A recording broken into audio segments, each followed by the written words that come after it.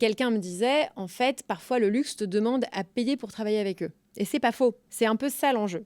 Comment tu arrives à travailler avec des marques de luxe sans qu'elles se disent qu'elles sont tellement stylées qu'en fait, il faudrait limite que tu les payes pour travailler avec eux. Effectivement, moi, j'ai commencé à faire des bras de fer avec les boîtes de luxe quand ça n'allait pas. Et en fait, j'ai perdu. Donc, en fait, à moins d'être un mastodonte, je pense que tu perds les bras de fer. Donc, ma recommandation, si c'est des entrepreneurs qui nous écoutent, c'est que les bras de fer, c'est une mauvaise idée et qu'il faut trouver des chemins de traverse pour résoudre ça. Et donc, moi, ma résolution aujourd'hui, elle est plutôt dans l'excellence. Et tant mieux, parce que c'est mon motif dans la vie que d'être dans l'excellence. Mais la façon de répondre au luxe, c'est de répondre à leurs exigences. La bonne manière d'y répondre, c'est de clarifier les exigences, parce que souvent, comme il y a des univers un peu créatifs, artistiques ou marques, etc., en fait, c'est pas cadré, et donc on sait pas trop où on va, et on se retrouve quelques jours avant le jour J en se disant, mince, en fait, on s'est pas compris, et du coup, on recommence tout. Et c'est ça le problème du luxe. C'est que souvent, comme il y a beaucoup d'émotionnel, de création, etc., et que c'est pas très cadré, on a beaucoup d'histoires de gens qui racontent 2 jours avant, il fallait tout recommencer. Moi, ma façon de résoudre ça, ça a été de me dire, on va processer au maximum, on va mettre en place une méthodologie pour que, bien en amont, dès lors qu'on a commencé à travailler ensemble, on a ce qu'on appelle des KSF, des Key Success Factors. Pourquoi tu veux travailler avec nous? Qu'est-ce que tu attends de cet événement ou de notre échange? Qu'est-ce qui serait un événement réussi? Et en fait, on va vraiment clarifier tout ça.